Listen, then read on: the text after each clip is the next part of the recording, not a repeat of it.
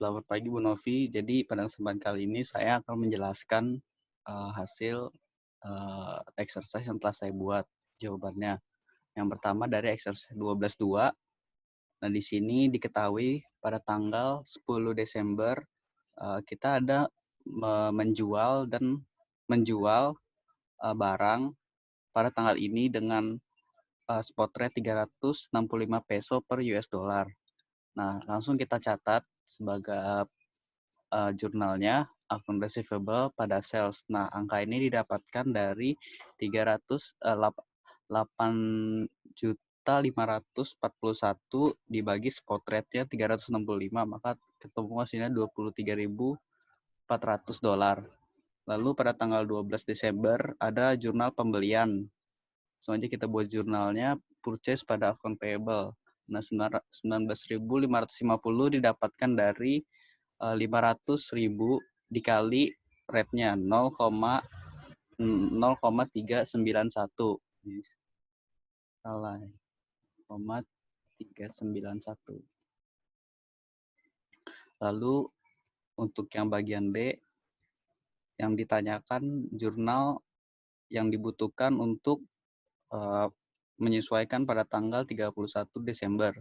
Yang pertama ini kita catat perbedaan antara pada saat Desember 2010 spot rate-nya. Kan perbedaannya di situ dikasih lihat bahwa spot rate-nya menurun. Karena kita menerima receivable, maka kalau rate-nya menurun akan mengalami kerugian, yaitu sebesar 510 didapat dari 20.300-nya ini dikurang harga dia menjual dikali rate-nya yang terbaru dan ketemu 510 transaction loss pada account receivable. Nah, sedangkan yang kedua untuk rate-nya ini mengalami penurunan. Akan tetapi karena tanggal 12 ini merupakan pembelian, maka kalau spot rate-nya menurun jadi menguntungkan bagi perusahaan. Di 2000 didapatkan dari 19.550 ini. Nah, 19.550 ini dikurang 500.000 dikali rate terbaru. Ketemu 2.000 yang merupakan transaction gain. Lalu yang terakhir, yang nomor C, disuruh bagaimana saat penerimaan, saat melakukan penyelesaian akan transaksi, yaitu pembayaran. Nah, di tanggal 10 Januari ini untuk menerima pembayaran, yaitu 27.331 didapatkan dari rate-nya ini dikali spot rate pada saat pembayaran itu, yaitu 0,032 dan ketemu 27.331, lalu di kreditnya account receivable dan di kreditnya lagi selisih, yaitu mendapatkan gain karena cash yang diterima lebih besar, maka mengalami keuntungan karena ini merupakan transaksi penjualan. Lalu yang kedua ini pada saat melakukan pembayaran.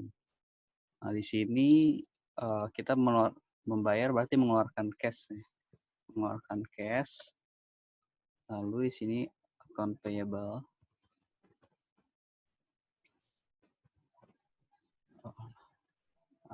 Oke.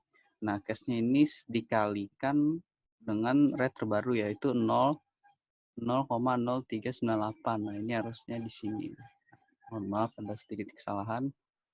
Jadi sebentar, 500 dikali 0,0398. Seperti itu. Lalu account payable-nya dapatkan dari hasil pengurangan ini dikurangin dengan dari tadi past adjustment. Nah, segini dan transaction karena kita bayar lebih gede, otomatis ini kita mengalami kerugian. Jadi transaction loss-nya di sini. Jadi kita membayar lebih besar dibanding cash yang kita keluarkan. Transaction loss. Oke. Ini untuk exercise 12.2. Lalu kemudian exercise 12.6. 12.6.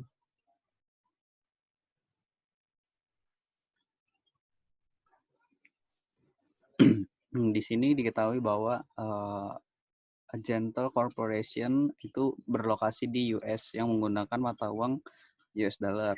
Di sini ada 4 transaksi. Pertama tanggal 6 November yang merupakan pembelian barang dagang. Lalu yang kedua 15 November menjual barang, dan 18 November lagi menjual barang lagi, dan yang terakhir tanggal 20 yang yaitu melakukan pembelian merchandise. Lalu untuk soal nomor A ditanyakan berapa total dari secara keseluruhan mulai dari receivable dan payable pada saat tanggal transaksi. Yang pertama kita bahas dulu yang account receivable. Pada tanggal 15 November diketahui bahwa sold merchandise to SLS Incorporation, a firm located in Rio de Janeiro, untuk 200.000 karena ini sudah merupakan dalam bentuk dolar, jadi kita tidak perlu mengubahnya lagi, langsung dicantumkan lagi 200.000 dolar. Lalu yang kedua ini pada tanggal 18 November menjual dengan harga 130 pounds. Nah, karena ini masih berupa pounds, kita rubah dulu ke dolar. Sesuai di tabel pada tanggal 18 November untuk kursnya itu 1,506. Jadi dikalikan saja 130.000 dikali 1,506 ketemu 195.780. Jadi kita total amannya di sini sudah ketahui 395. Lalu yang kedua account payable. Pada tanggal 6 November dia membeli barang seharga 600.000 francs. Nah, di sini belum dalam bentuk dolar, oleh karena itu kita rubah dulu dengan dikali dengan kursnya. Pada tanggal 6 November kurs francs itu 0,49, 0,490. Nah, kita kalikan dengan total dia membeli 0,49. Nah, ketemu 294. Maka jurnalnya purchase pada account payable 294. Lalu yang kedua, pembelian kedua pada tanggal 20 November membeli merchandise lagi seharga 160.000 dolar. Nah, karena di sini sudah bentuk dolar, jadi tinggal masukin lagi angkanya. Ketemu total 454.000 dolar. Lalu pertanyaan yang B, kita disuruh tanyakan untuk transaction gain dan loss yang diterima oleh perusahaan. Pertama pada tanggal 31 November. Nah, di sini kita bahas yang receivable-nya dulu. Nah, ini didapatkan dari mana? Didapatkan dari 195.780 ini pada tanggal 18 November. Ini kita dikurang 130.000 itu yang dari pada tanggal 18. 18 itu kan ada 130.000 pounds. Nah, itu kita kalikan saja langsung dengan rate yang baru pada tanggal 31 Desember yaitu 1,482. Dan diketahui 3.120 ini untuk tanggal 18 yang receivable. Nah, tanggal 15 November ini tidak perlu di-adjust karena ini sudah dalam bentuk dolar. Jadi tidak akan mengalami kenaikan ataupun penurunan. Lalu yang kedua yang purchase 31 November ini 18.000 ini dapatkan dari 294 ini tanggal 6 kan dia menggunakan mata uang France 600.000. Nah, jadi kita langsung kalikan saja yang tadi 600.000 dikali rate terbaru yang 0,460 yang ada di tabel 31 Desember itu. Nah, kita kalikan dan dikurangi oleh pada rate awal. Dan karena rate-nya menurun dan kita mendapatkan payable, maka mengalami keuntungan. Sedangkan yang tadi rate-nya menurun karena kita mendapatkan receivable, alami loss. Dan ini untuk exercise 12.6 bagian A dan B. Lalu untuk exercise 12.7 ASI recently complete the development and installation. Nah, di sini soalnya menjelaskan bahwa perusahaan ada melakukan penjualan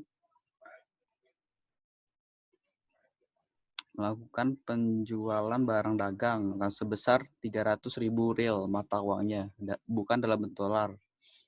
Nah, langsung kita catat pada tanggal 2 Oktober dia melakukan transaksinya 142.110 ini dapatkan dari ini 300.000 riyal dikali rate spot rate pada saat terjadinya transaksi itu pada tanggal 2 Oktober. Nah, 0,4737 dan ketemu 142.110. Lalu yang kedua kita cari dulu untuk pakai forward rate. Untuk forward rate-nya ini tinggal dikali aja sama forward-nya, nggak ada yang berubah, masih dikali 300.000 dikali 0,4730. Ketemu 141.900 dan untuk jurnalnya merupakan forward contract payable from exchange dealer pada dollar receivable to exchange dealer. Karena di sini kita menerima receivable, maka forward ini dalam forward kontraknya itu dalam bentuk payable. Lalu kita bahas lagi yang di sini. Nah, di sini tanggal 31 Desember ini merupakan adjustment. Nah, adjustment-nya ini kita lihat dulu pada saat yang penjualan. Nah, ini 4740 dapat dari mana? Didapatkan dari rate yang rate terbaru pada tanggal 31 Desember. Nah, di situ diketahui bahwa spot rate-nya 0,4895. Nah, 0,489 ini dikali 300.000 dan dikurangi oleh rate sebelumnya. Nah, dan ketemu 4740. Nah, karena di sini kita menerima receivable dan spot rate ini meningkat dari 4737 menjadi 4895, jadi kita mengalami keuntungan dan dicatat dalam bentuk transaction gain. Sedangkan untuk yang forward rate-nya ini juga sama karena kita menerima receivable dan forward contract-nya juga meningkat untuk rate-nya, jadi mengalami transaction gain juga. Forward contract payable from exchange dealer pada transaction gain. Nah, 2.400 didapatkan dari 300.000 dikali 0,4810 ini rate terbaru pada tanggal 31 Desember untuk forward rate yang ada di tabel tersebut. 2.400. Nah, lalu menuju pada tanggal 1 Februari yaitu pada tanggal settlement atau pelunasan atas transaksi ini. Nah, di sini jurnalnya saya gabung menjadi cash 148.000 didapatkan dari 300.000 dikali spot rate pada saat pelunasan yaitu 0,495. Nah, untuk investment in FC-nya ini didapatkan dari account receivable ini ditambah ini dollar receivable to exchange dealer ditambah transaction gain karena mengalami transaction gain, oleh karena itu investasi yang kita terima juga bertambah. Maka kita tulis investment in FC-nya bertambah 144.300. Lalu untuk FCP forward contract payable from exchange dealer 144 didapatkan dari ini FC payable dan ditambah karena tadi mengalami gain juga, jadi ditambah 144.900 ditambah 2.400 jadi 144.300. Nah, karena ini merupakan pelunasan jadi kita harus membuat FC-nya ini 0. Oleh karena itu kan tadi saldo normalnya ini di debit karena pas pelunasan kita di kredit. Lalu account receivable-nya didapatkan dari ini 142 ini ditambah account receivable ini. Jadi kan bertambah. Sama-sama account receivable di debit. Jadi bertambah dan kita harus habiskan 146.850. Nah, untuk transaction gain ini sebagai pembalance. Apabila pada sisi debit lebih besar maka mengalami gain. Nah, karena di sini posisinya debit lebih besar maka di gain. Lalu menuju exercise 12.9. Kurang lebih kasusnya sama dengan exercise 12.7. Nah, di sini pada tanggal 1 November ini terjadi transaksi penjualan dari Sharon Myers. Nah, sebesar 900.000 Swedish. Nah, dalam mata uang asing, bukan dalam dolar. Jadi di sini perusahaan menggunakan dolar. Jadi kita rubah dulu 900.000 tadi dolar Swiss dikali spot rate pada tanggal 1 November, yaitu 0,5045, dan hasilnya ketemu 454.050 perak dolar. Nah, lalu sekarang dikali untuk forward rate-nya. Kurang lebih sama, hanya diganti rate-nya, yaitu pada tanggal 1 November, tapi yang forward rate itu sebesar 0,5085, dan ketemu hasilnya 457.650. Dan untuk jurnalnya masih sama karena kita menerima receivable, untuk forward contract-nya berupa payable. Langsung masuk kita ke adjustment ini. Ke adjustment pada tanggal 31 Desember 2018. Nah, kurang lebih juga sama seperti tanggal sebelumnya. Ini transaction loss karena kita menerima receivable tapi rate yang pada tanggal 31 Desember ini menurun dari 0,5045 menurun menjadi 0,4981. Oleh karena itu, tinggal dikurang saja dan dikalikan dan ketemu hasilnya segini. Transaction loss pada account receivable yang mengalami kerugian dan penurunan account receivable. Jadi di kredit receivable-nya dan transaction loss di debit 5.760. Lalu yang kedua, untuk yang forward rate ini juga mengalami penurunan dari 0,5085 jadi 0,4996. Langsung dihitung saja, ini 457 dapat dari yang awal, rate awal yang sudah dikali ke 900, terus dikurang 900.000 Swedish dikali yang rate terbaru. Transaction loss pada for contract payable 8.010. Di sini sudah diketahui. Nah, lalu pada tanggal sekarang kemudian untuk settlement atau pelunasannya pada tanggal 30 Januari 2009. Ini salah. Pada tanggal 2009. Nah, ini juga saya gabung kurang lebih sama ya, 12.7. Nah, di sini cashnya sesuai spot rate, yaitu spot rate-nya pada tanggal ini yaitu 0,4826. Dikali aja langsung 900.000 yang tadi pada saat pembelian, yaitu 900.000 Swedish dikali spot rate untuk cash. Ketemu 434.340 US dollar. Lalu debit lagi, ini ada investment in forward contract. Nah, forward ini didapatkan dari ini 457 dikurangi ini 8.010. Maka hasilnya 449.640. Lalu untuk forward contract payable. Nah, karena kita akan melakukan pelunasan, untuk supplier akan melakukan pelunasan, maka kita mengenalkan untuk akun ini forward contract payable from exchange dealer karena sudah akan dilunasi. Yaitu ini didapatkan dari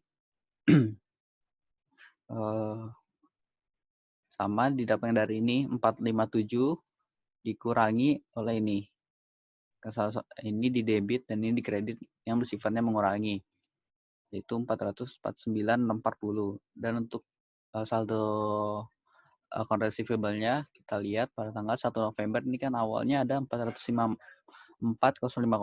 karena akan melakukan pelunasan dan melewati tanggal adjustment, jadi ada mengalami penurunan di sini pada tanggal 31 Desember.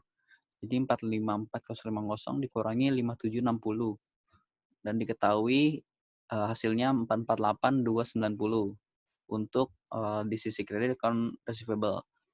Nah, lalu untuk transaction di sini, lalu kita cari apakah pada saat pelunasan, pada saat melakukan pelunasan, apakah mengalami transaction gain atau loss. Nah, karena di sini lebih besar untuk sisi kredit, maka lebih rugi karena eee, case yang kita terima itu lebih kecil dibanding piutang yang dimiliki oleh perusahaan yang melakukan pembelian terhadap barang dagang sebesar 13.950. Ini didapatkan dari ini tambah ini langsung dikurangi oleh cash dan investment in forward contract.